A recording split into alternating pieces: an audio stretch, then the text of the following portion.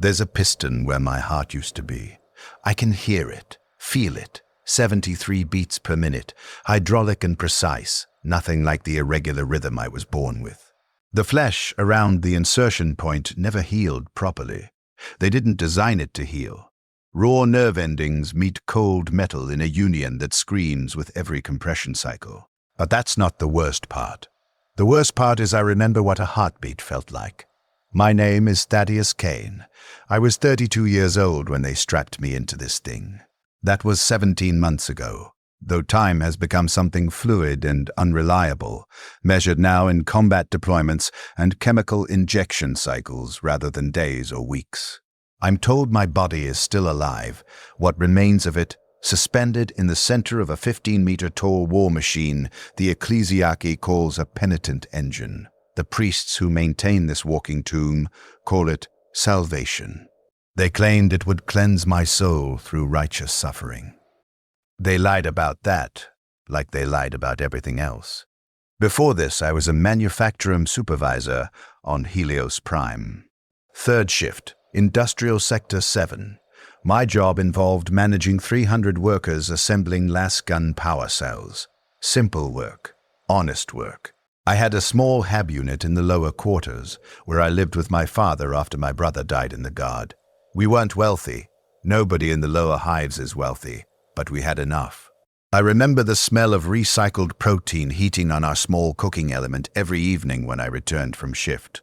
My father would already be asleep in his cot, exhausted from his own work in the water reclamation facility, but he'd always leave a portion for me, carefully wrapped. That small kindness, that tiny gesture of love in a galaxy designed to crush it. I can still remember it, for now. The guilt toxins make sure I won't forget, but they twist the memory, make it sharp and accusing. When the chemicals flood my system, and they flood often, I see my father's face contorted in disappointment. I hear words he never spoke, accusations of failure and shame. The toxins take my treasured memories and weaponize them, turn them into psychological ammunition that tears through my consciousness with more efficiency than any bolter round. But I'm getting ahead of myself.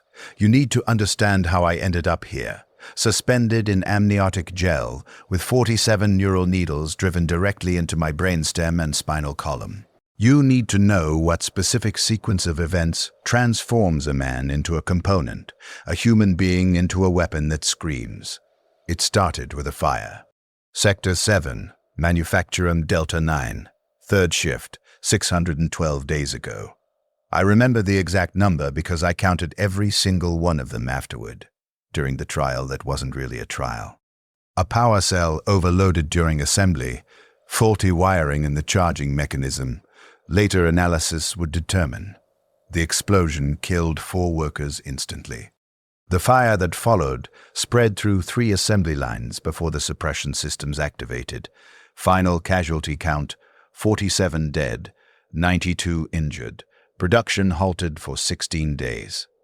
I was the shift supervisor. Therefore, according to imperial law and ecclesiastical doctrine, I was responsible.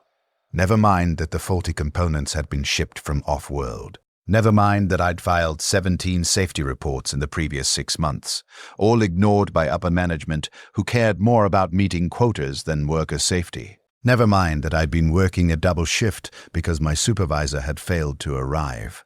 That I'd been awake for 19 hours when the explosion occurred. None of that mattered. Someone had to be held accountable.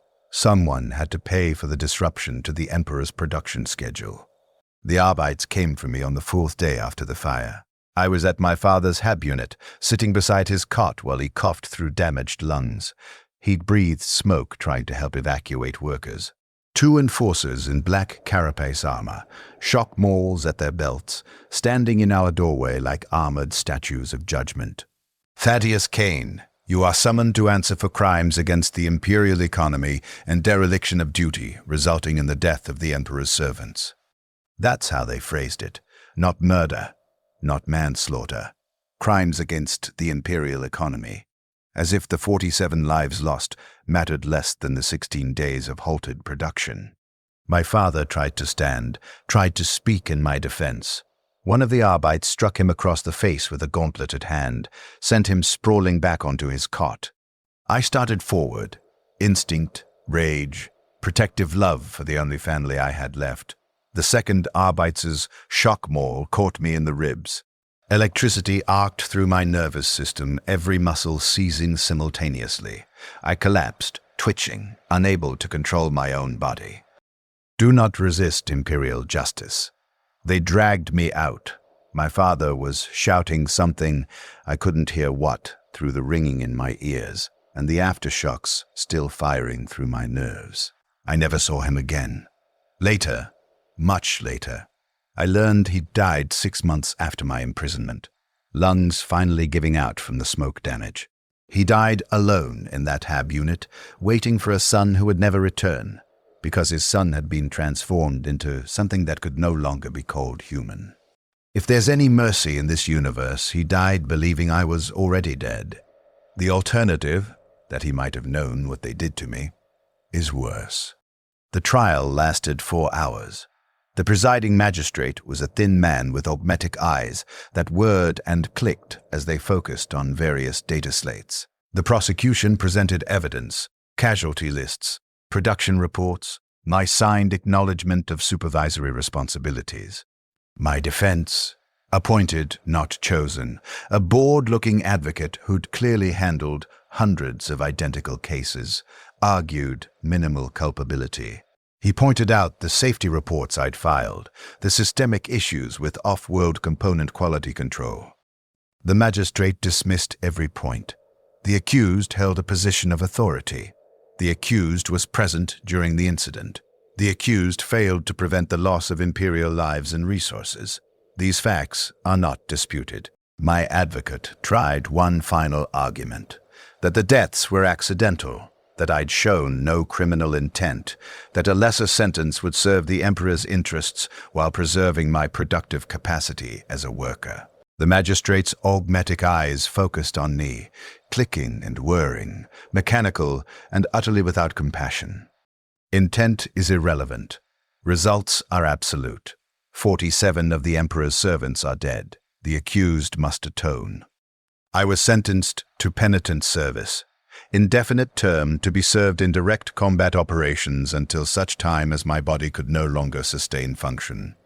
Translation, until I died, but not a quick death. Not an executioner's bullet or a drop from a HAB spire. A useful death, a weaponized death. They took me to the Cathedral of Eternal Redemption that same day. I'd seen the cathedral before. Everyone in the hive had seen it. A massive structure of black stone and steel that dominated the upper levels, its spires reaching toward the polluted sky like accusing fingers. I'd never been inside. Common workers didn't enter such places unless summoned, and being summoned was never good. The interior was exactly what I'd expected, and somehow worse. Vaulted ceilings disappearing into shadows, walls covered in bas-relief scenes of suffering and martyrdom. The air thick with incense that smelled of burning flesh and chemicals I couldn't identify. They led me through corridors lined with statues of saints I'd been taught to revere since childhood. Each saint's face was contorted in agony. Their stone bodies depicted mid-torture, mid-execution, mid-transformation into something else. Imperial propaganda called it holy suffering.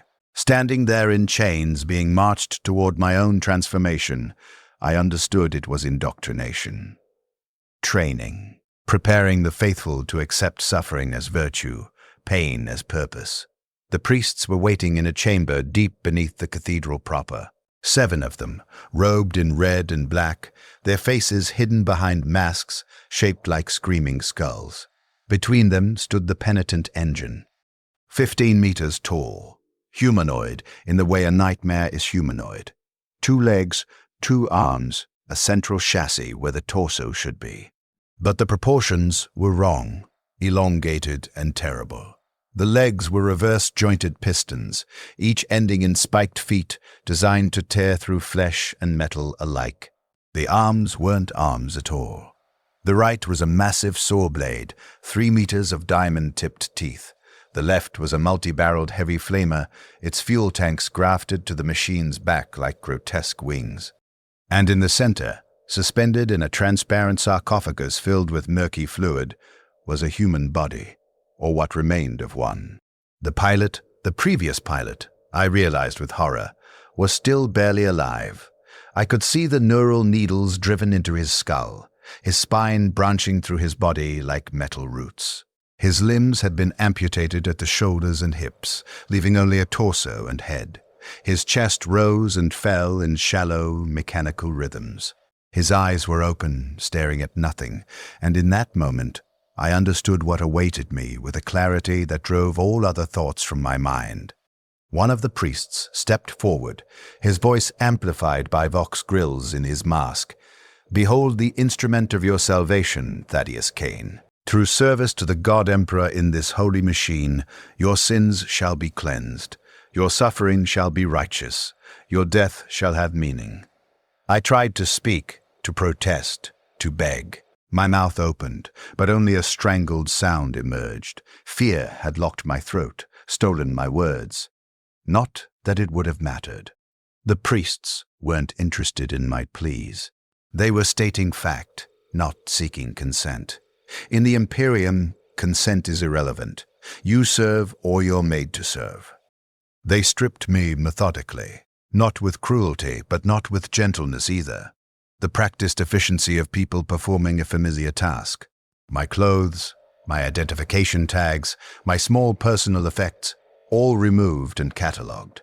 When I was naked, shivering in the cold air of the chamber, they led me to an altar beside the Penitent engine. "The ritual of insertion requires preparation," the lead priest intoned. "The flesh must be purified. The mind must be made receptive to the engine's embrace." Purified, that's what they called it. They strapped me to the altar face down. Leather restraints at my wrists, ankles, neck, and waist pulled tight enough that I couldn't move, could barely breathe. The cold stone pressed against my skin. I heard movement behind me, the clink of metal instruments being arranged, the hiss of something heating. The first cut went down the length of my spine. I screamed, couldn't help it, as the scalpel parted skin and muscle with surgical precision. No anesthetic, no mercy. The pain was absolute, overwhelming every thought except the animal need to escape, to make it stop. But the restraints held, and the priests continued their work with mechanical efficiency. They were separating my spinal column from the surrounding tissue, I realized, exposing the bone, the nerve clusters, preparing access points for the neural interface needles. I felt every cut, every probe, every moment of violation. Warm blood pooled beneath me, ran off the altar's edges, dripped to the floor with sounds like rain. How long did it take? Minutes? Hours? Time fractured under the weight of agony. I screamed until my voice gave out, then screamed silently, my body convulsing against the restraints. At some point, I don't remember when, consciousness fled, gave me temporary mercy in darkness. I woke, suspended in fluid. The transition from unconscious to conscious was gradual, confusing. First came sensation, cold, thick liquid surrounding me. Then sound, muffled, distorted, the throb of hydraulics and the hum of machinery. Then sight, blurred shapes moving beyond the transparent barrier, priests performing final adjustments to the sarcophagus that was now my cage. I tried to move, couldn't. My arms wouldn't respond, my legs wouldn't. I looked down, and the horror of what I saw drove coherent thought from my mind. They'd taken everything. My arms, gone at the shoulders, the stumps sealed with crude metalwork where flesh met machine. My legs, gone at the hips, replaced with junction points bristling with cables and needles.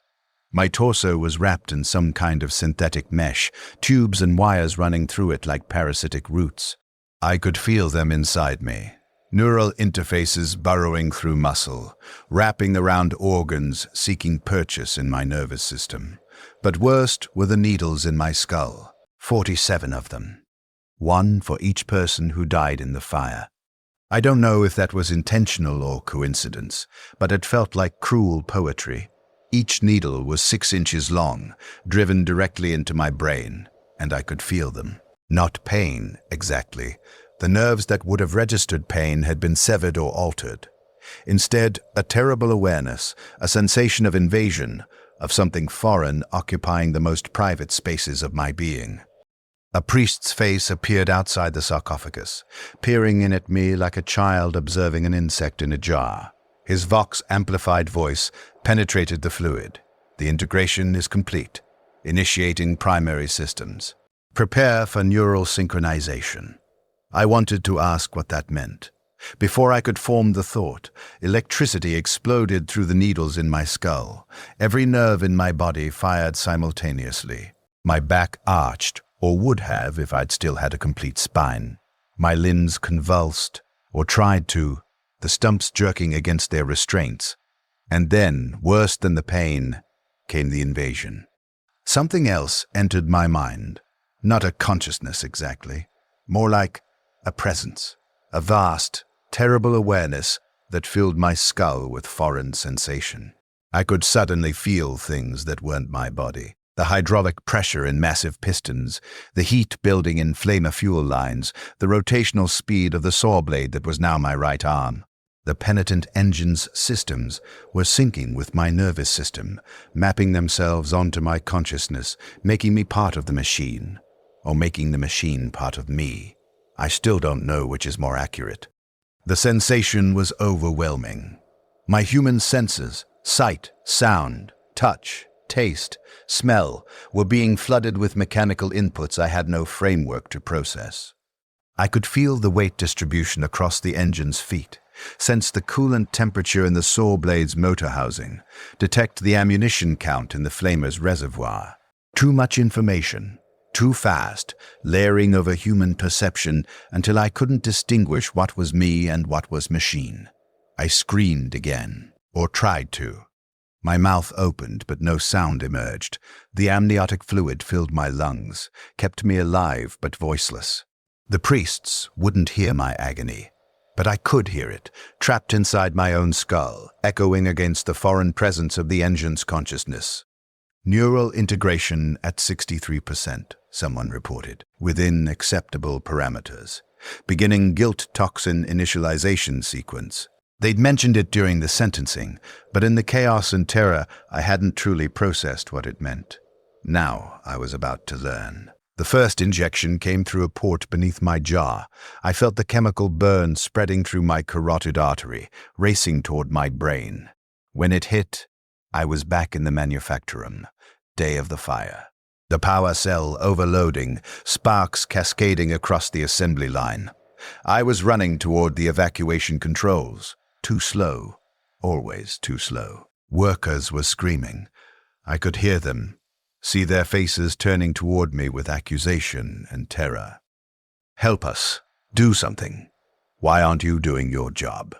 The fire was spreading, and I couldn't stop it. The control panel was under my hands, but the buttons wouldn't work, or I couldn't remember which ones to press, or my fingers were too clumsy. The workers were burning. I could smell it. Flesh and plastic and terror. They were dying, and it was my fault, my responsibility, my failure. The memory released me, spat me back into the present. I was shaking, sobbing, drowning in guilt and horror. But the memory hadn't been quite right, I realized. The details were distorted, amplified. The workers' faces had been wrong, too clear, too accusing. The fire had spread faster than it actually had. The toxin was taking real memories and enhancing them, weaponizing them against me. Guilt response confirmed, a priest intoned. Subject demonstrates appropriate psychological markers. Penitent engine initialization complete. Designation PE-447. Gamma. Transfer to combat deployment authorized. PE-447. Gamma, not Thaddeus Kane. Not even a name anymore, just a designation, a reference number for Imperial logistics to track. They moved the engine with me trapped inside it, to a deployment bay. Through the engine's sensor arrays, I could see other Penitent engines arranged in formation. Dozens of them, each containing what used to be a human being. My new vision was strange. Multiple inputs feeding into my consciousness simultaneously. I could see invisible light, infrared, and what I guessed was electromagnetic spectrum all at once, the images layering over each other until I learned to focus on specific inputs. Learning.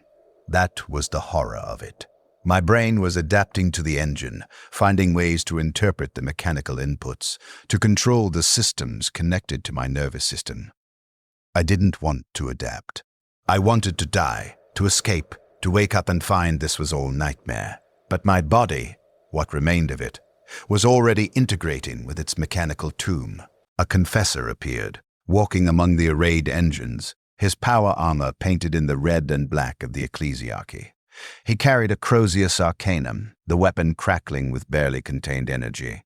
His voice boomed through the deployment bay, amplified by voxcasters, reaching all of us trapped in our mechanical prisons. Behold the mercy of the God Emperor. You who have sinned, you who have failed in your duties, you have been granted the greatest gift, the opportunity to atone through glorious service. Your bodies may suffer, but your souls shall be cleansed in the fires of righteous battle. Each enemy you destroy brings you closer to redemption. Each moment of agony purifies your... He continued, but I stopped listening. The words were propaganda, lies wrapped in theological justification. I'd been taught since childhood that the Emperor was humanity's protector, that service to him brought salvation. But looking at the rows of penitent engines, at the tortured souls trapped inside each one, I saw the truth they'd hidden behind doctrine and devotion. There was no protection here, no salvation, only suffering repackaged as purpose, torture dressed up as redemption. The Emperor, whether he was a god, a corpse, or something in between, wasn't protecting us. The system built in his name was devouring its own citizens, grinding them into components to fuel an endless war machine. But I couldn't say any of that. Couldn't speak at all. Suspended in my fluid tomb, could only think, and thinking was becoming dangerous. The toxins ensured that. The second injection hit without warning. More memories, more guilt, more psychological torture. My father, coughing blood after breathing smoke at the fire, looking at me with eyes full of pain and unspoken accusation. You were supposed to keep them safe, he whispered, and I tried to explain about the faulty components, the ignored safety reports. But he turned away. My son failed. My son killed them. The words echoed, repeated, amplified until they were the only things I could hear. I came back screaming silently. The guilt was overwhelming, crushing, more than I could bear. The toxins made it impossible to think rationally, to remember that my father had never spoken those words, that he'd tried to defend me before the Arbites took me away. In the grip of the chemicals, memory became accusation, love became judgment. This was the purpose of the guilt toxins, I realized, to keep the pilot in a state of constant psychological agony, unable to find peace even in memory. The pain of transformation wasn't enough. They needed to ensure our minds suffered as much as our bodies, that every thought became torture, that even treasured memories became weapons against us. The deployment order came 3 days later, or maybe 3 hours. Time had become unreliable, measured in chemical injection cycles and maintenance periods rather than any natural rhythm. They loaded us onto transport ships, 50 Penitent engines secured in massive cargo holds, and lifted off from Helios Prime. During the transit, I learned to feel the engine more completely. The saw blade was my right arm now. I could feel the motor housing as muscle, the diamond teeth as fingertips. The heavy flamer was my left arm, and I could sense the fuel sloshing in the reservoir tanks like blood in veins. My legs were hydraulic pistons that responded to nerve impulses I'd once used to move human limbs. The senses were overwhelming, alien, but my brain was adapting faster than I wanted it to. That was perhaps the worst part of those early days. I wanted to reject the engine, to refuse integration, to maintain some barrier between my human consciousness and the machine. But my nervous system didn't care about my wants. Neural plasticity is efficient and merciless. Presented with new sensory inputs, the brain adapts, creates new pathways, learns to interpret machine data as naturally as it once interpreted flesh. I was becoming part of the engine, and the engine was becoming part of me. The guilt toxins continued their work throughout the transit. Every few hours, another injection, another weaponized memory. They cycled through my entire life, extracting every mistake, every failure, every regret, and amplifying it beyond recognition. That time, I'd failed to prevent a worker from injuring his hand in machinery, transformed into my direct responsibility for his suffering. The harsh words I'd spoken to my brother before he left for the guard, amplified into the final memory between us, though in reality, we'd reconciled weeks later. My father's disappointed face when I'd lost my first job as a young man, stretched into eternal judgment, as if that single moment defined our entire relationship. The toxins were teaching me something terrible, that memory itself was unreliable, that the past could be rewritten into weapon, that even the truth of my own life was malleable in the hands of those who controlled the chemicals pumping through my brainstem. We made planetfall on a world whose name I never learned. The ramp dropped, and for the first time, I walked as PE-447 Gamma. The sensation was indescribable. 15 meters tall, weighing dozens of tons, each step driven by hydraulic systems responding to neural impulses from what used to be my legs. I could feel the ground through the engine's feet, pressure sensors translated into something my brain interpreted as touch. The servos in the knee joints became muscles. The gyroscopic stabilizers became my inner ear, my sense of balance. I shouldn't have been able to walk. Human brains aren't designed to control bodies this large, with these proportions, with these mechanical systems. But the neural interface was sophisticated, built from millennia of mechanicus expertise in combining flesh and machine. It hijacked my motor cortex, remapped my body schema, forced my consciousness to accept this towering war machine as my new physical form. Around me, other Penitent engines were deploying. Through my enhanced vision, I could see them clearly, dozens of tortured souls in mechanical prisons, walking toward whatever battle awaited us. I wondered if they felt what I felt.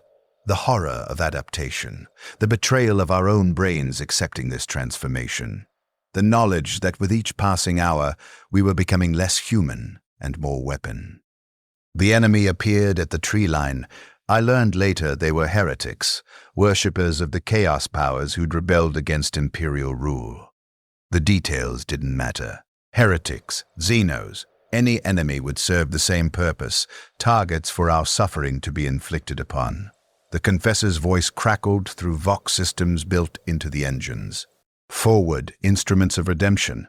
Let your suffering be made righteous through slaughter. For every enemy destroyed, your sins are diminished. Advance and atone. I didn't want to advance, didn't want to kill. I was a manufacturing supervisor, not a soldier. But my body wasn't entirely mine anymore. The engine systems had behavioral protocols built into them. Not control, exactly, but encouragement. Neural feedback systems that created pain when I resisted movement and relief when I complied. Carrots and sticks wired directly into my brain. I took a step forward, then another. The heretics were firing now. Lasgun shots and stubber rounds pinging off the engine's armor. The impacts registered as pressure against my torso, my arms. My brain interpreting armor damage as sensation against skin. Some part of me understood this was artificial, that I shouldn't feel impacts on armor plating as if they were touching flesh. But the neural interface didn't care about logic. It translated everything into terms my human consciousness could process. A rocket-propelled grenade struck my chassis. The explosion was agony, not because it penetrated, but because my brain interpreted the armor breach as a wound to my actual body. I screamed silently, drowning in amniotic fluid, and the engine's behavioral systems activated. Neural feedback, pain for hesitation, relief for aggression. Kill them and the pain stops. Kill them and you'll feel better. Kill them because that's what weapons do. My right arm came up, the saw blade, 3 meters of diamond teeth spinning at 30,000 RPM. The engine's targeting systems highlighted enemy positions, overlaying aim assists directly onto my vision. I could see them so clearly. Individual heretics, their body heat signatures, their fear as the Penitent engines advanced. They were people, I told myself. They had names, lives, reasons for their rebellion. They were... The guilt toxins hit again. Another memory of the fire, the burning workers, my failure. The psychological agony overwhelmed rational thought. And in that moment of torment, the engine's behavioral systems pushed harder. Make it stop. Kill them and make it stop. I was running before I realized it. The engine's hydraulic legs eating up distance with ground-shaking strides. The saw blade was shrieking, the motor howling at full speed. Heretics were scattering, firing desperately, and I crashed into their position like a mechanical avalanche. The saw blade cut through the first human body before I could stop it. The sensation was transmitted directly to my nervous system, the resistance of flesh and bone against the teeth, the spray of blood and tissue, the terrible ease with which human life came apart. My brain interpreted it as my own hand tearing someone apart, and the intimacy of the sensation made me want to vomit. But I couldn't vomit, couldn't stop. The engine's systems were flooding my brain with relief chemicals, rewarding the kill, conditioning me to associate slaughter with the cessation of suffering. And the behavioral protocols were pushing for more. The second kill came easier, the third easier still. By the fifth, I'd stopped counting. The heavy flamer activated. I don't remember consciously triggering it, but suddenly promethium was spraying across the tree line, igniting heretics in walls of fire. Their screams reached me through the engine's audio receptors, translated into sound my human ears couldn't actually hear anymore. I watched them burn and thought of the workers in the manufactorum, the fire I'd failed to stop, the guilt that had condemned me to this fate, full circle. I'd failed to save people from fire, so now I burned people alive as penance. The irony would have been funny if it wasn't so horrifying. The battle. I can't call it a battle. It was a massacre, lasted 17 minutes. When it ended, 143 heretics were dead. I'd personally killed 32 of them. 32 human beings torn apart by my saw blade or burned alive by my flamer. 32 lives ended because some distant authority had decided their rebellion warranted extermination. I felt nothing. Not satisfaction, not horror, not even guilt. The toxins and the behavioral protocols had created a strange emotional void, a space where the magnitude of what I'd done couldn't reach me. I understood intellectually that I'd killed, understood it was wrong, that these had been people, but the feeling wouldn't come. Just numbness. Just emptiness. That was worse than guilt. At least guilt was human. This absence was something else. They marched us back to the transport ships. None of the Penitent engines had been destroyed, though several showed armor damage. The pilots inside were still alive, still suffering, still useful. That's all that mattered. Our torment could continue, our punishment serving the Imperium's endless need for violence. In the transport hold, suspended in my sarcophagus, I tried to hold on to who I'd been. Thaddeus Kane, 32 years old, manufacturum supervisor, son of Marcus Kane. Brother to... I couldn't remember my brother's name. When had I forgotten? The toxins had scrambled so many memories, twisted so many details, I couldn't trust my own recollection anymore. Terror seized me. If I couldn't remember my brother's name, what else had I lost? My father's face, I could still see it, but was it accurate or was I filling in blanks with imagination? The smell of heated protein that meant home, was that a real memory or a construct? Where did truth end and toxin-induced distortion begin? I was losing myself. Not quickly, not all at once, but through gradual erosion. Each chemical injection carved away another piece, rewrite another memory, introduced another doubt. How long before there wasn't enough of Thaddeus Kane left to call myself by that name? The next deployment came 4 days later. A different world, a different enemy. Urks this time, green-skinned Xenos that fought with crude weapons and savage enthusiasm.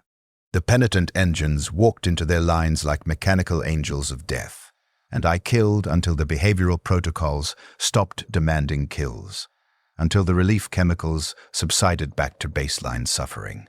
41 orcs destroyed by my weapons, each one registered by the engine systems, logged in combat reports, added to my total count of enemies slain in the Emperor's name. As if numbers meant redemption, as if enough kills would somehow cleanse the sin of failing to prevent a manufacturing fire.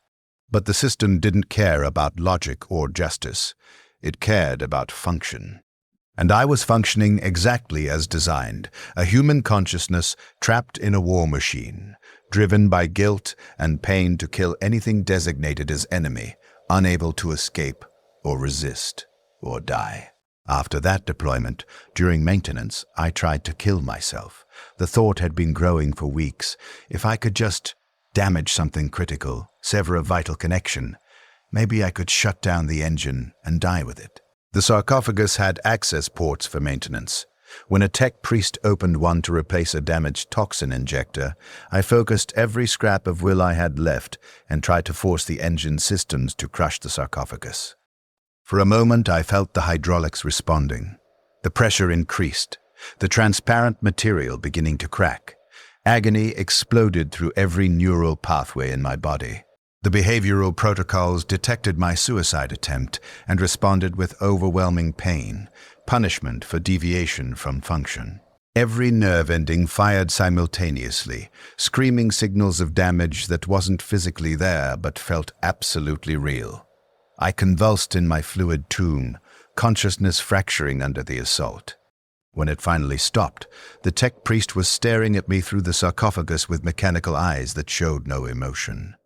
"Self-termination attempts are forbidden," his augmented voice stated. "Additional behavioral restraints activated. Future deviation will result in increased correction intensity." They sealed the access port and continued maintenance. I hung suspended, shaking, understanding with absolute certainty that even death was denied to me. The engine wouldn't let me die. The system wouldn't allow its weapons to self-destruct. I would continue until combat destroyed my body, and only then would I find release. How long? Years? Decades? How long could they keep a human body alive in this state, pumping it full of chemicals and nutrients and mechanical assistance? I didn't want to know the answer. The deployments continued, became routine. Different worlds, different enemies, always the same result. I killed. The engine fed my nervous system relief chemicals as reward. The guilt toxins ensured I never found peace even in success. The cycle repeated endlessly, grinding my consciousness down like the saw blade grinding through flesh. Month 3. I forgot my father's first name. Remembered he existed, remembered loving him, but the specific word that was his identity had been eroded away by chemical rewrites in time. Month 7. Stopped thinking of myself as Thaddeus in my internal monologue. Started thinking as PE447, Gamma, using the designation they'd given me. The name felt more real than the identity I'd been born with. Month 11. Killed for the first time without the behavioral protocols forcing me. Saw the enemy, raised the saw blade, processed the kill with mechanical efficiency. Realized afterward what I'd done. That I'd become weapon willingly, that the conditioning had taken root deep enough that I no longer needed to be forced. Wept silently in amniotic fluid, mourning the person I'd been. Month 14. Stopped weeping. The emotional response had been conditioned out of me, or the toxins had scrambled the neural pathways that produced tears, or I'd simply run out of grief. Couldn't tell which, and the uncertainty was its own horror. We were deployed to a siege on month 17, a heretic fortress that had held against Imperial forces for 9 months. The Penitent engines were sent in first, expendable, terrifying, designed to break enemy morale through sheer horror. We walked through minefields that would have destroyed normal vehicles, absorbed anti-armor fire that would have killed infantry, crashed into defensive positions with the weight of our suffering made manifest. I killed 216 enemies in that siege. Stopped counting after the first 100, but the engine counted for me, the systems logging each confirmed kill with mechanical precision. The saw blade dulled and was replaced mid-battle. The flamer reservoir emptied and was refilled by servitor support units. I was a component of the larger military machine, functioning exactly as specified. During the siege, I saw a little boy. No, stop. I can't let myself think about that. The guilt toxins will seize that memory, weaponize it, make it worse than it already is. But I can't not remember either. It's there, burned into whatever's left of my consciousness. A child, maybe 8 years old, trying to hide in rubble as the Penitent engines advanced. I saw him through thermal imaging, his small body heat signature blazing against the cooler background. The engine's targeting system highlighted him automatically. Potential hostile, standard protocols suggest elimination. I could have looked away, could have convinced myself I hadn't seen. But the behavioral protocols pushed, eliminate all hostiles, no exceptions, function as designed, the flamer activated, the child burned. I still hear that scream. It comes between the other memories, during the quiet moments when the toxins aren't actively tormenting me. A child's voice, terror and agony, and the end of everything he was or would have been, all compressed into seconds before the Prometheum consumed him completely. He might have been a real threat, might have been carrying explosives or weapons, or he might have just been a terrified child caught in a war zone. I'll never know. But I killed him because the machine demanded it, and I'd been conditioned to obey. That's when I understood fully what I'd become. Not just a weapon, but a murderer of children.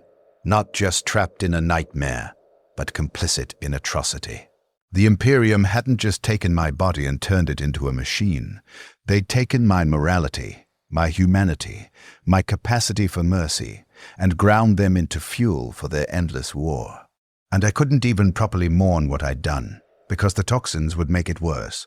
Turn it into just another form of punishment, another tool to keep me suffering. After the siege, something broke in me. Not dramatically. I didn't scream or thrash or attempt suicide again. The break was quieter, more fundamental. Some final resistance crumbled, and I stopped fighting the integration. Stopped trying to maintain the boundary between Thaddeus Kane and PE 447 Gamma. It was easier that way. Easier to think like a machine than remember being human. Easier to process kills as data than as lives. Easier to exist as a component than as a person witnessing their own transformation into monster. The deployments blurred together after that. I stopped tracking time in months and started tracking in enemy kills. 100, 200, 500,000. The numbers were meaningless, but they structured existence, gave me something to count when everything else was chaos and toxin-induced memory spirals. Sometime around kill 1300. I don't remember the exact number. We were deployed against Dark Eldar raiders. They were different from other enemies, faster, crueler, armed with weapons designed specifically to maximize suffering. They didn't try to destroy the Penitent engines outright. They disabled us, captured us, dragged us into their webway portals for purposes I later learned were recreational. I spent 4 months in the Dark Eldar fighting pits. They kept the Penitent engines powered but immobile, suspended in their torture chambers like trophies or curiosities. The homunculi, their flesh sculptors, were fascinated by our construction. They would open access panels and prod at the integration points where flesh met machine, watching the pilot writhe as neural feedback transmitted alien touch as agony. But they also spoke to us, taunted us, explained what we were from their perspective. You Monkey are always so entertaining in your self-deception. One homunculus crooned, his voice like broken glass. You tell yourselves this is punishment, redemption, atonement. But we know the truth. Your Imperium creates these machines because pain is efficient. Suffering produces desperation. Desperation makes reliable weapons. You aren't being punished. You're being used. Wanted to cling to the belief that my suffering had purpose, that serving as penitent was somehow meaningful. But hanging immobile in that torture chamber, I couldn't find the lie in the homunculus's words. The ecclesiarchy didn't create penitent engines for the pilot's salvation. They created them because a human driven by guilt and pain would kill without hesitation, would function despite horror, would continue until physically destroyed. The theology was window dressing.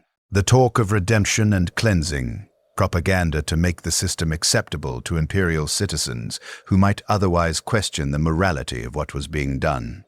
I was a tool. Had always been a tool. The only difference was whether I acknowledged it.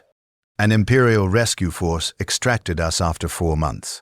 The Dark Eldar had apparently grown bored and let intelligence leak about their location, wanting the entertainment of defending against an assault. We were recovered, repaired, and immediately redeployed to another war zone. No recovery time. No acknowledgement of what we'd endured. Just back to killing. Because that's what tools do. They function until they break. Year 2 arrived, or maybe year 3. The chronological tracking systems in my consciousness had degraded to the point where standard time measurement felt alien. I counted in deployments now, in enemy kills, in chemical injection cycles. 1,743 confirmed eliminations. 96 combat operations across 41 worlds whose names I never learned or couldn't remember. My body, what biological components remained, was degrading. The tech priests performed maintenance during transit between war zones, replacing failed organs with mechanical substitutes, patching damaged tissue with synthetic materials, keeping the core functional enough to sustain neural activity. Each replacement took me further from human and closer to something else. They replaced my lungs first. Month 8, after chemical exposure during a siege had caused tissue scarring. I'd been breathing amniotic fluid anyway, but apparently the damaged lungs were still processing some metabolic function the mechanicus deemed necessary. So they cut them out and installed mechanical respirators. Not for breathing, I didn't need that anymore, but for maintaining blood oxygen levels through direct chemical infusion. I felt them working, felt the organic tissue being severed, the synthetic components being grafted into my chest cavity. The neural interface transmitted every sensation with perfect clarity. When it was done, I had machines pumping chemicals through my bloodstream in the rhythm where breath used to be. 73 cycles per minute, exactly calibrated, never varying. The irregularity of human breathing was gone, replaced with mechanical precision. My heart went next. Month 13. Cardiac tissue failure from sustained stress and chemical toxicity. The replacement was the piston I mentioned at the beginning. Hydraulic, efficient, emotionless. It pumped with the same rhythm for months without variation. 70 to 3 beats per minute, synchronized with the mechanical respirators. My entire cardiovascular system reduced to coordinated machinery. I wondered sometimes if the other pilots experienced the same degradation. We couldn't communicate with each other. The Penitent engines had no interpilot systems, no way to share our suffering except through our screaming presence on the battlefield. We were isolated consciousnesses in parallel hells, unable to offer comfort or solidarity, or even confirmation that we still thought of ourselves as human. Maybe that was intentional. Isolation prevents organization, prevents resistance, keeps each pilot trapped in their own psychological nightmare without the relief of shared experience. The guilt toxins evolved during year 2, or the tech priests adjusted the formula. I couldn't tell which. But the hallucinations became more sophisticated, more personally tailored. Instead of just replaying distorted memories, they began creating entirely fabricated scenarios built from the raw material of my fears and regrets. I would hallucinate my father still alive, visiting me at the cathedral, looking at what I'd become with disgust and horror. My son is a monster, he'd say, and the words would cut deeper than any physical pain, because some part of me still desperately needed his approval, still wanted to believe I was more than the weapon they'd made me. Or I'd hallucinate the child from the siege, the one I'd burned, growing up in an alternate timeline where I hadn't killed him. See the life he might have lived, the person he might have become, all the futures I'd incinerated with promethium. The toxins would force me to watch in excruciating detail, then snap me back to reality with the reminder, you did this, you're responsible, you can never atone enough. The cruelty wasn't accidental. The Mechanicus had spent 10,000 years perfecting the art of combining flesh and machine. They understood human psychology intimately, knew exactly which neurochemical combinations would produce maximum suffering while maintaining function. The guilt toxins were a masterwork of torture science, designed to keep pilots in perpetual anguish without allowing the mercy of complete psychological collapse. We had to remain aware enough to fight, had to retain sufficient consciousness to process targeting information, to control the engine's weapons, to function as effective combat units. But we also had to suffer, had to be driven by pain and guilt and desperation, because those emotions made us aggressive, made us willing to close with the enemy, made us the terrifying close combat weapons the ecclesiarchy wanted. Somewhere in year 2, I stopped being able to visualize my own face. I could remember having a face, remember the concept of it, but the specific details were gone. Brown eyes or blue, I couldn't recall. Scar on the left cheek or right? The information had been overwritten by thousands of hours of sensor data, by thermal imaging and electromagnetic spectrum visualization and targeting matrix overlays. My brain had adapted to process engine sensory input so efficiently that it had pruned away neural pathways dedicated to remembering human appearance. I was forgetting what I looked like. Soon I wouldn't be able to remember having looked like anything at all. The realization should have horrified me, would have horrified the person I'd been 17 months ago. But by then I'd been conditioned so thoroughly that the emotion wouldn't manifest properly. Just a distant acknowledgement of loss, like reading about tragedy in a data slate rather than experiencing it personally. They were erasing me, not quickly, not dramatically, but through accumulated degradation. Each replaced organ, each adjusted toxin formula, each combat deployment ground away another piece of Thaddeus Kane until soon there would be nothing left but PE-447. Gamma, a designation, a weapons platform, a screaming consciousness that had once been human but couldn't remember how. Year 3 brought new horrors. We were deployed against a cult that worshipped something in the warp. I never learned which of the chaos powers, if it was one of the major entities or some minor demon. The details were irrelevant to me. I was just a weapon pointed at the enemy. But this cult had psychers, individuals capable of manipulating the immaterium, and they used their powers against us. I'd never experienced psychic assault before. Physical pain, yes. Chemical torture, constantly. But having something external invade your mind, reaching through the neural interfaces that were already violating your consciousness, adding another layer of intrusion. The psycher's attack felt like claws inside my skull. Not metaphorical claws. I mean, I felt physical sensation of something with talons scraping against the interior of my cranium, probing at memories, tearing through mental architecture. The neural needles were already occupying that space, and the psychic intrusion collided with the mechanical, creating feedback loops of sensation that human neurology wasn't designed to process. I think I went mad for a while. The engine's combat logs from that battle show 17 minutes of erratic behavior, weapon systems firing without clear targeting, movement patterns suggesting complete loss of tactical awareness. Damage taken from friendly fire as nearby Imperial forces tried to control my rampage. But I don't remember those 17 minutes. There's just a gap, a blank space where consciousness should have been. When awareness returned, I was standing in the ruins of the cult's stronghold, covered in blood and viscera that wasn't my own. The saw blade was buried 3 meters deep in rubble, still spinning, grinding through stone and metal, and probably bodies I couldn't see. The flamer reservoir was empty, the weapon housing still radiating heat from sustained fire. 341 kills attributed to me in that engagement. Most of them during the 17 minutes I don't remember. What does it mean that I could kill so efficiently while literally unconscious? That the conditioning had penetrated so deep that I functioned as a weapon even when my conscious mind was absent?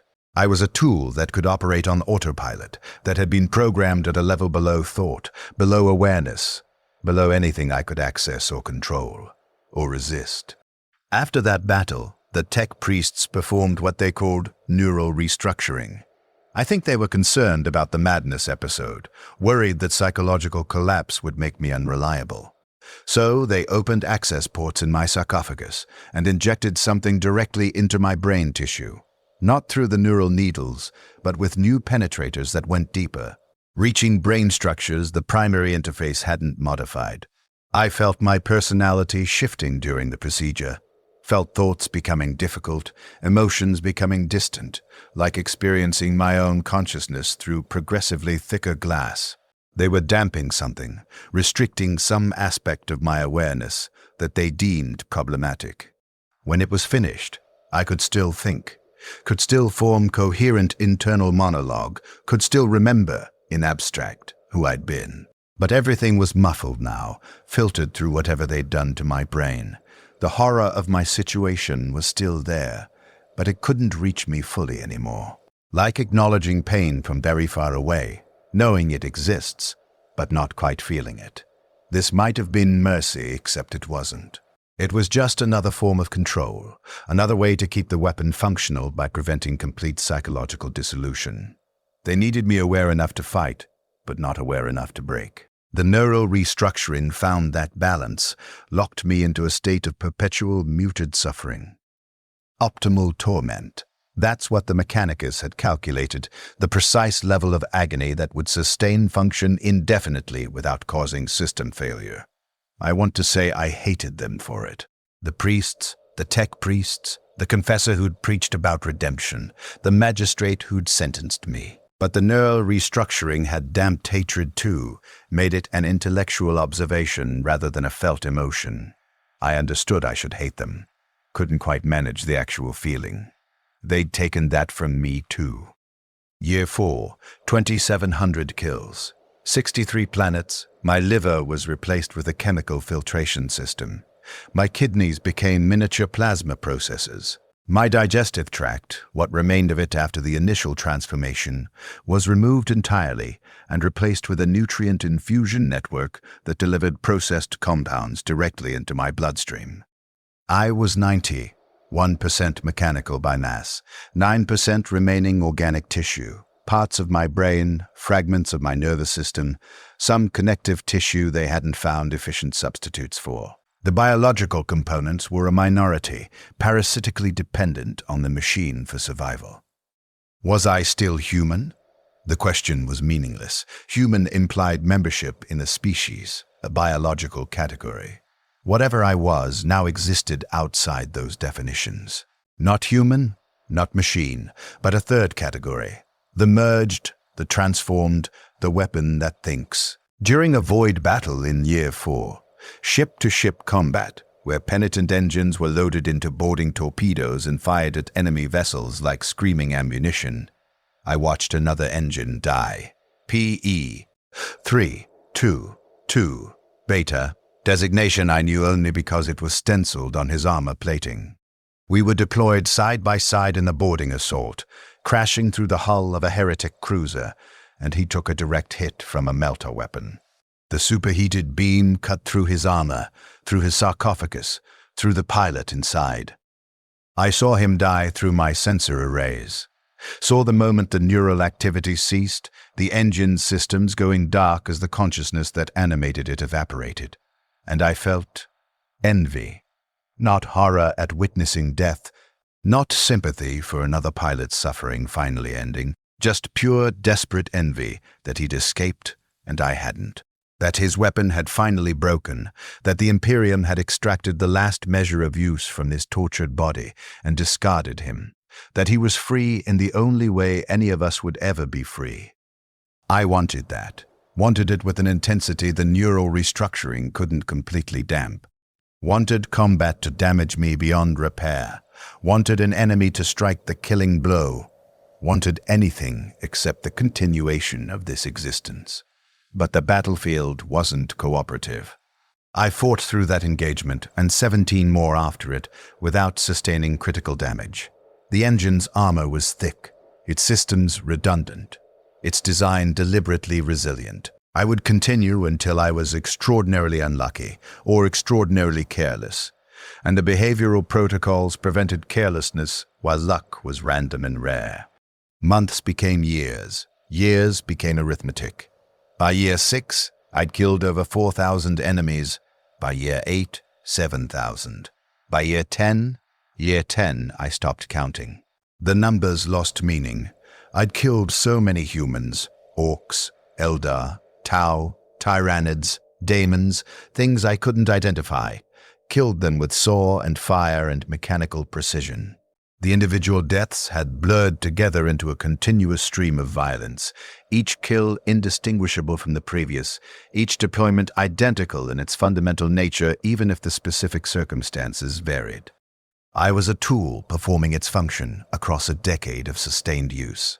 The Mechanicus maintained me, the Ecclesiarchy deployed me, the Imperium pointed me at its enemies, and I destroyed them with the efficiency of a machine because that's what I was.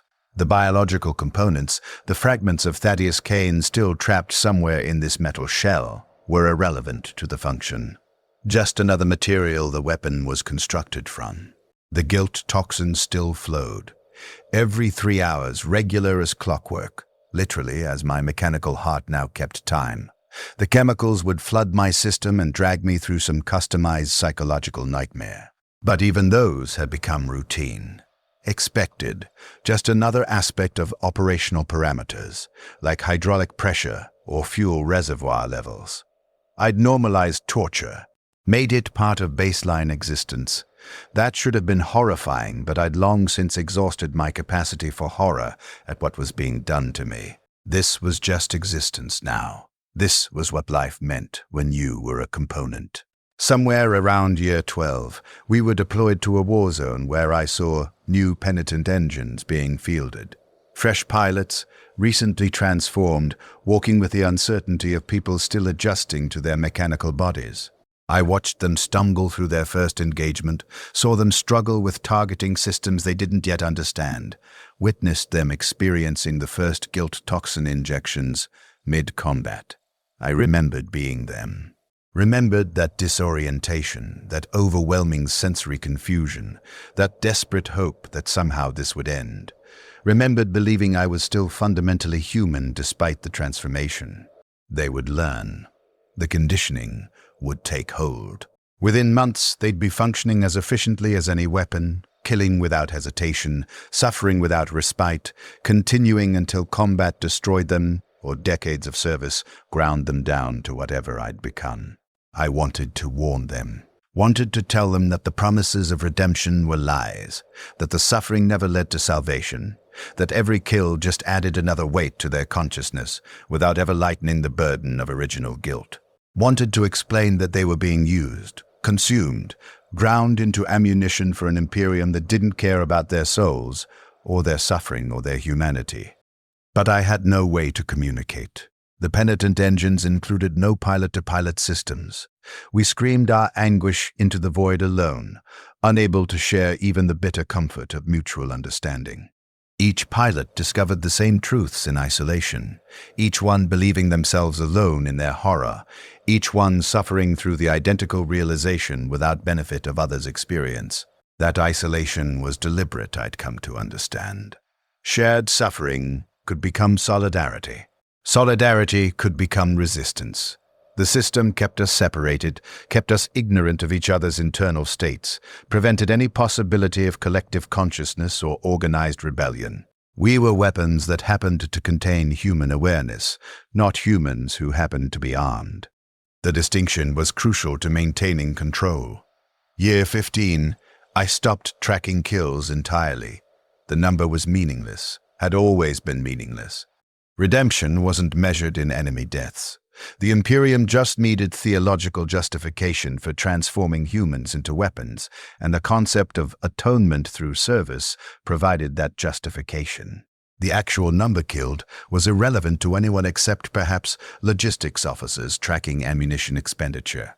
My body, the biological fragments, was failing completely now. The tech priests had replaced so much that what remained was barely sustaining itself even with mechanical assistance. They discussed removing the rest, I overheard during maintenance, replacing the final organic components with synthetic alternatives. The neural activity could be preserved entirely within cybernetic substrate, one tech priest noted, his augmented voice flat and emotionless. Biological tissue has inherent inefficiency. Complete digitization would extend operational lifespan indefinitely. Not decades, but centuries. Not centuries, but forever. They could transfer my consciousness entirely into machine substrate. Eliminate the biological weakness that would eventually allow death. Trap me eternally in this mechanical hell, with no possibility of escape through simple mortality. The behavioral protocols prevented me from attempting suicide, but they couldn't prevent me from hoping for system failure. Couldn't stop me from waiting for the inevitable moment when aging tissue finally broke down beyond repair. That hope, that eventual death would free me, was the last thing I had resembling mercy. And they were discussing taking even that away. I think I tried to scream, but the sound died in amniotic fluid, transmitted nowhere, heard by no one. Just silent mechanical vibration that meant nothing to the tech priests, who were so casually contemplating transforming temporary suffering into eternal damnation. They didn't implement the complete digitization. Not then. Maybe the technology wasn't reliable enough, or maybe there was some theological objection I didn't understand. But they'd planted the idea, shown me that possibility, let me know that even the distant hope of eventual death might be revoked. That knowledge was its own torture. Worse than the guilt toxins, worse than the physical agony, worse than the psychological conditioning. The understanding that this might never end, that they could keep me conscious and suffering indefinitely, that the Imperium's need for weapons might outlive my natural lifespan, and they had the technology to ensure I served beyond mortality. Forever. I might scream in this metal tomb forever. Year 17. The marking seems arbitrary now. I only know it because a tech priest mentioned it during maintenance, noting my operational duration exceeded average service life by 37%. Apparently, most Penitent pilots died or suffered complete neural collapse before reaching this point. I was an outlier, a statistical anomaly, a weapon that had endured longer than design parameters predicted. They were pleased about this, discussed adjusting future transformation protocols based on data gathered from my extended service. My suffering would help them refine the process, create more efficient systems for converting humans into tools, improve the ratio of torment to function. I'd become a proof of concept, evidence that the system could sustain consciousness in mechanical torment for longer than previously achieved. My endurance, which felt like endless torment from my perspective, looked like success from theirs. Different definitions of success. Different priorities. From my internal view, every day was hell. Every moment was agony damped by neural restructuring, but never absent. From their external view, I was a weapon system performing above expectations, a triumph of mechanicus engineering and ecclesiastical conditioning. Both views were accurate. Both were true. The contradiction was irreconcilable. The deployments continued. Year 17, Year 18, Year 19. Different enemies, different worlds, always the same function. I killed because that's what I was built to do. The saw blade cut, the flamer burned, the hydraulic legs carried me from target to target with mechanical precision. My body was merely the control system, the biological computer that translated strategic objectives into tactical violence. Efficient, ruthless, merciless. All the qualities the Imperium valued, achieved through the simple expedient of torturing someone until those qualities became the only available responses. Year 2000 arrived, or maybe year 2001. The chronological markers had become confused again, my internal time sense disrupted by some adjustment to the toxin formulas or neural restructuring protocols. I existed in extended present, each moment containing the totality of experience without clear connection to past or future. But I remember, vaguely through the muffling effects of neural damping, that there was supposed to be a before. That Thaddeus Kane had existed as a complete person, with daily routines and relationships, and a future that extended beyond the next combat deployment. The memories were there, still accessible through the neural interface, but they felt increasingly like information rather than experience. Data about a person who'd once been real, but was now just historical record. I was forgetting how to feel the memories rather than simply know them, forgetting the difference between having lived something and having it documented in neural archives. The distinction between self and data was eroding, leaving me uncertain whether I was experiencing consciousness or simply executing software that simulated consciousness while performing weapon system operations. The question was terrifying in a distant, intellectual way. If I couldn't tell the difference between being aware and simulating awareness, did the distinction matter? Was there still a me experiencing this horror, or just a collection of neural pathways that generated the illusion of self while serving their primary function as weapon control systems? I didn't know. Couldn't know. The gulf between objective reality and subjective experience was unbridgeable from inside my own consciousness. During Year 22C, or what I think was Year 22, I was deployed against a chaos cult that had taken an entire hive city. The fighting was brutal even by the standards I'd been conditioned to accept as normal. Millions died in the purge. The entire population condemned because the taint of chaos worship had spread too deep to excise surgically. I killed for 6 days straight. The Penitent engine systems never stopped, never required rest, just continuous operation fed by chemical supplies and ammunition reloads delivered by servitor support units. The saw blade overheated twice and was replaced. The flamer reservoir was refilled 17 times. My body remained suspended in amniotic fluid, alert and aware, experiencing every moment of 6-day massacre with mechanical precision. Somewhere in the middle of day 4, killing cultists in the Underhive tunnels, I realized I couldn't remember why I'd been sentenced to this. The manufacturing fire, I knew it had happened, knew intellectually that 47 workers had died and I'd been held responsible. But the emotional context was gone. The specific feelings of guilt and failure that had once defined my identity had been overwritten by 2 decades of guilt toxin conditioning. The original crime had been replaced by thousands of greater crimes. The 47 deaths I'd failed to prevent were nothing compared to the tens of thousands I'd directly caused. Whatever guilt I'd carried for that original failure had been buried under the weight of accumulated slaughter. They'd broken the causal chain, my punishment no longer connected to my crime. I was being tortured not for what I'd done, but simply because I existed as a useful tool. Because the Imperium had invested resources in my transformation and would extract maximum value regardless of whether my continued suffering served any moral purpose. The revelation should have meant something.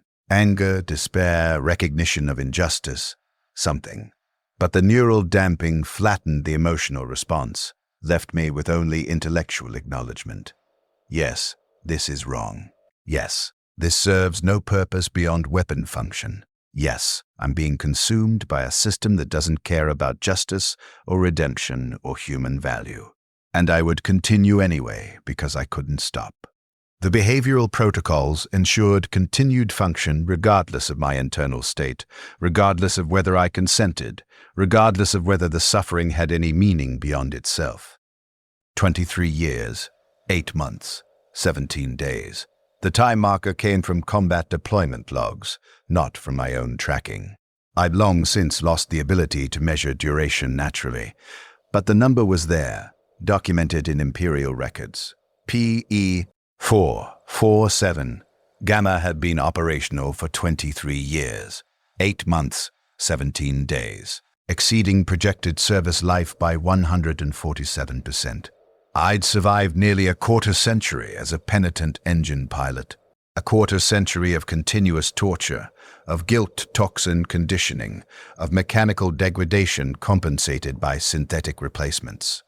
23 years of screaming silently in amniotic fluid while killing anything the Imperium designated as enemy. The thought was too vast to process properly. I tried to imagine 23 years from the perspective of the person I'd been, tried to understand what that duration meant in terms of human experience. But the comparison failed. That person would have lived those years, would have grown and changed and accumulated experiences. I'd just existed, suspended in extended present, each day identical to the previous in its fundamental nature. I hadn't lived 23 years. I'd experienced the same day 2003 years times, repeated with minor variations, never progressing or developing or moving forward. Eternal recurrence, the philosopher's nightmare made manifest. My father would have been dead for over 20 years by then. My brother, wherever he'd served in the Guard, if he'd even survived, would be middle-aged, probably with a family of his own. The manufactorum where I'd worked would have been rebuilt, restaffed. The fire that started all this forgotten by everyone except perhaps safety inspectors reviewing historical incident reports. The world had moved on. Life had continued. I was the only thing that remained frozen in the moment of that fire, trapped in eternal punishment for a crime that no one else remembered or cared about. That should have been the ultimate horror. The realization that my suffering was meaningless even to the system inflicting it. That I'd been forgotten by everyone except the logistics personnel tracking weapon system operational status. But I was too far gone to feel horror properly. Just dim recognition, intellectual acknowledgement, and the continuation of function. The saw blade cut, the flamer burned.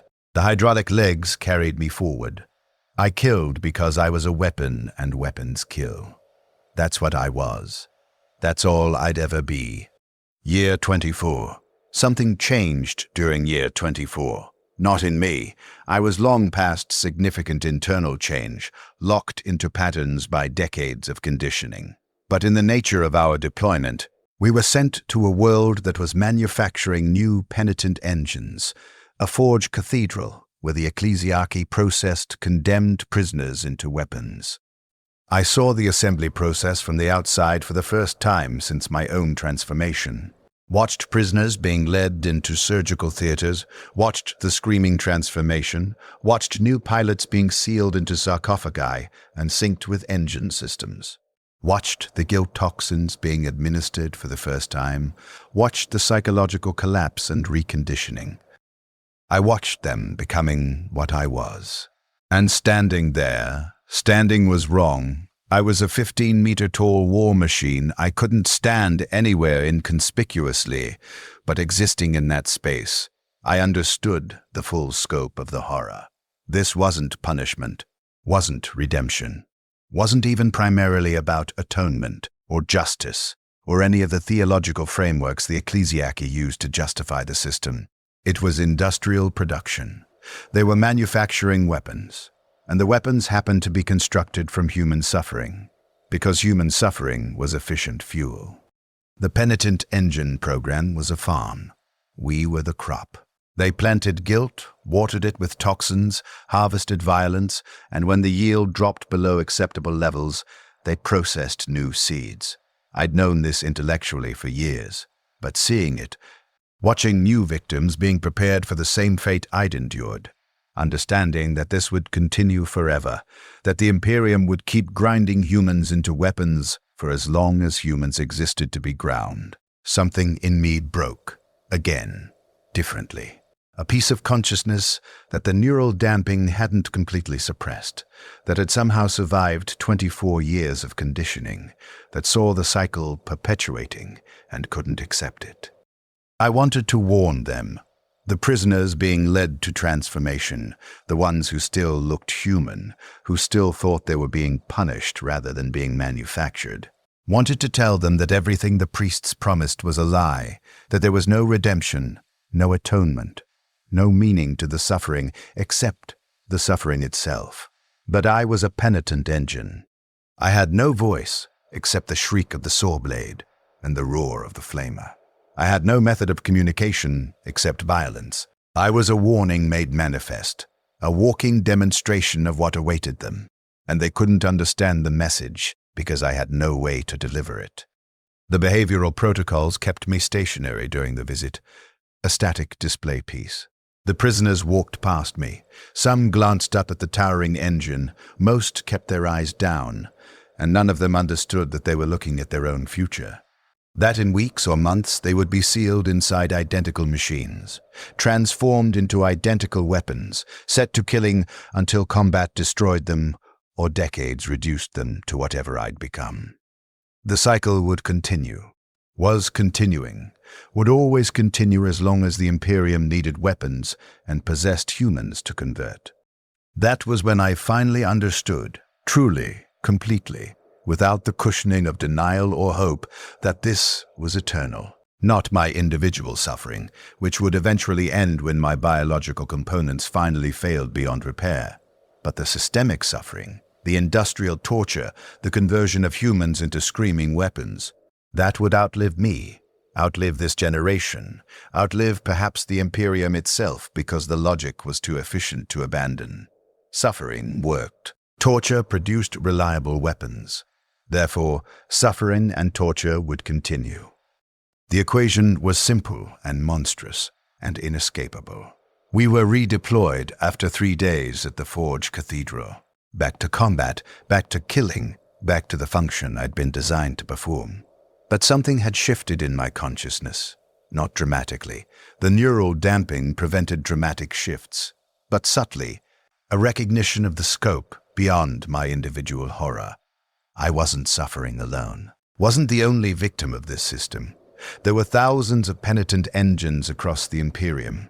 Thousands of pilots screaming silently in their metal tombs, and the number would only grow. Each one convinced their suffering was unique, individual personal punishment for specific crimes. Each one isolated and alone and unable to understand the systemic nature of their torment. We were all components in a machine larger than any individual engine. The Imperium itself was the true machine, and we were its screaming fuel, consumed and replaced and consumed again in eternal cycle. The present. There's a piston where my heart used to be. I mentioned that at the beginning. 26 years ago. That's how long it's been now. 26 years since I was Thaddeus Kane instead of PE. 447. Gamma, they replaced my organic heart with hydraulic machinery. 73 beats per minute, perfectly regular, never varying. I can hear it now. The rhythmic compression, the fluid displacement, the mechanical pulse that sustains biological processes in what remains of my body. It's the sound of my continued existence, the metronome marking the passage of time I've stopped tracking in any meaningful way. 26 years. Over 9,000 days, 228,000 hours, millions of minutes, each one containing the full weight of conscious suffering, damped by neural restructuring but never absent. Mathematical duration doesn't capture the experience of having lived them, doesn't convey the weight of accumulated horror. But the numbers are all I have, numbers and function and the endless deployment cycle. My body is 97% mechanical by mass now. 3% remains organic. Sections of my brain too complex to replace with current technology. Fragments of my spinal cord serving as neural interface junctions. Some connective tissue the mechanicus hasn't found efficient substitutes for. The biological components are vestigial, parasitic, sustained entirely by mechanical systems. I am more engine than Thaddeus. The math is definitive. The guilt toxins still flow every 3 hours. The psychological assault continues with the regularity of my mechanical heartbeat. But after 26 years, the toxins are working with diminishing material. I've forgotten most of the specific memories they once weaponized. My father's face is gone. My brother's name is gone. The layout of our hab unit, the smell of heated protein, the sensation of standing on human legs, all eroded away by decades of chemical rewrites and neural restructuring. The toxins create new horrors from the abstracted concepts. I know I had a father, so they generate guilt about having failed him, but the guilt is unmoored from specific memory. I know I killed a child in combat, so they create nightmares about children burning, but I can't remember the actual face anymore. The suffering continues, but it's hollow now. Form without content, the mechanism of torture still functioning even after its original materials are exhausted. I think the tech priests know this. During recent maintenance cycles, they've been discussing adjusting the toxin formulas again, finding new neural targets, developing protocols that don't require intact memories to generate psychological suffering. They're adapting the torture to accommodate my degradation, ensuring the anguish continues even after the human substrate has been almost completely consumed. Optimization. They're optimizing my suffering, maximizing the efficiency of torment extraction from minimal biological material. It's impressive in a horrifying way. The Mechanicus has spent 10,000 years perfecting this, refining the art of sustained torture to levels I couldn't have imagined when I was human. Last week, or what I think was last week, time markers are unreliable. We were deployed against a Tau expeditionary force. The Tau are aliens who claim to fight for a philosophical concept they call the greater good. They offered the Imperial forces we were supporting a chance to surrender, to join their alliance, to abandon the Imperium and embrace their ideology. The confessor who accompanied our deployment executed 3 guardsmen who hesitated before refusing, ordered the rest forward into the Tau fire lines, activated the Penitent engines, and sent us screaming into combat. I killed 47 Tau warriors in that engagement. The number is specific because my combat systems counted and I noticed the coincidence. 47, same as the number of workers who died in the Manufacturum fire. 26 years ago, the crime I'd been sentenced for. I wondered if that meant something, if 26 years of service had finally accumulated enough kills to balance the original 47 deaths. If I'd achieved atonement through arithmetic, paid my debt through sustained violence. But nothing changed. No sense of completion, no feeling of redemption, no release from function. Just another deployment ending, another combat log filed, another set of maintenance requirements as tech priests repaired battle damage and refilled ammunition reserves. The math was meaningless. Always had been. The 47 workers, the 47 Tau, the thousands of kills between and since, none of it meant redemption or atonement or justice. Just numbers, just body counts, just data points in Imperial logistics tracking. I'd been promised that suffering would cleanse me, that service would redeem me, that if I atoned enough, killed enough enemies in the Emperor's name, eventually I'd find some kind of salvation. They lied. There is no redemption in the Imperium, no salvation, no mercy, no eventual release from suffering. Only function and continuation, only service until destruction, only suffering as fuel for a machine that consumes everything without offering anything in return. The Emperor, whether he's a god, a corpse, or something in between, doesn't protect. The faith they taught me from childhood, the belief that loyalty and service would earn divine favor, the promise that suffering has purpose. All lies.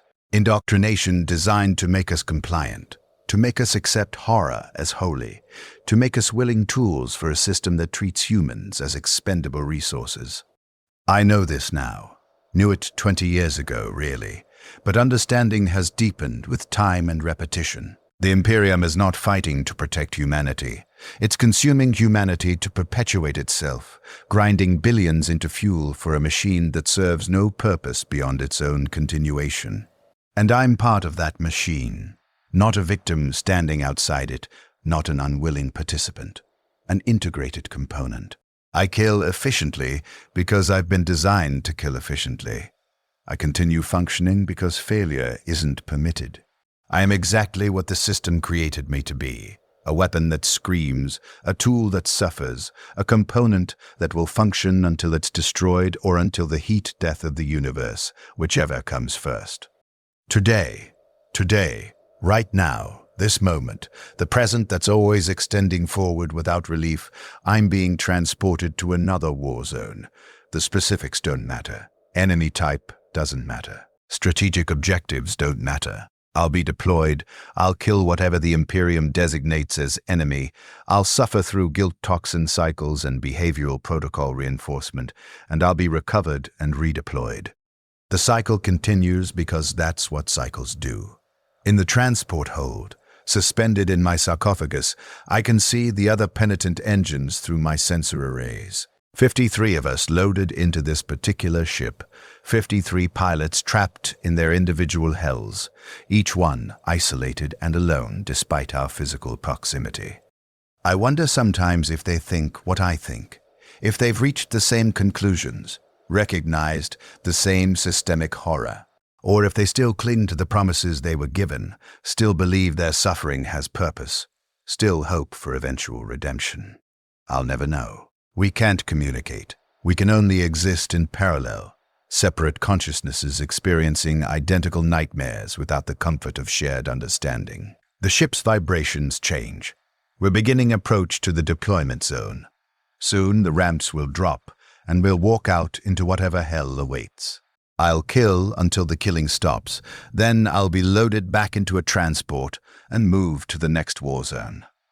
This could continue for years. Decades. If the tech priests implement complete consciousness digitization, centuries. Forever. There is no end except the end that combat might randomly provide. No hope except the hope that enemy fire will strike something critical. No mercy except the mercy of mechanical failure. My name was Thaddeus Kane. I was 32 years old when they transformed me into this. I had a father whose name I can't remember, and a brother whose face is gone from my memory. I supervised an assembly line and committed no crime worthy of this punishment. But worthiness doesn't matter in the Imperium. Justice doesn't matter. All that matters is function. And I function perfectly, a screaming weapon that's killed thousands and will kill thousands more because that's what I was built to do. The priests told me the Emperor protects. They lied. Nothing protects in the Imperium except violence, and violence doesn't protect. It just creates more need for violence, feeding a cycle that consumes everything. The priests told me my suffering would be cleansed. They lied. Suffering doesn't cleanse. It just accumulates, compounds, becomes the totality of existence until there's nothing left but suffering and the mechanical function that sustains it. The priests told me I would find redemption. They lied most of all about that. There is no redemption in the Imperium, only service, only function, only the endless grinding of humans into components for a machine that serves no purpose beyond consuming more humans. I am PE 447 Gamma. I am a penitent engine pilot. I have been suffering in this mechanical tomb for 26 years, and I will suffer in it for years or decades or centuries more until combat or malfunction finally grants me the mercy of destruction. This is my testimony. This is my warning. This is my scream into the void that no one will hear because I have no voice except the shriek of blades and the roar of fire. If you are reading this, and you're not, I'm recording this only in my own degrading consciousness. There's no one to read it. Understand what the Imperium is. Understand what happens to those it consumes. Understand that every promise of protection or redemption or divine mercy is a lie designed to make you compliant, to make you willing to sacrifice, to make you accept horror as necessary. The Emperor doesn't protect. The gods are parasites or lies.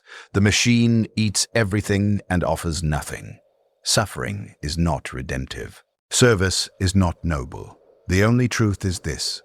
The Imperium is a nightmare that consumes its own citizens, and that nightmare will continue forever because it's too efficient to abandon.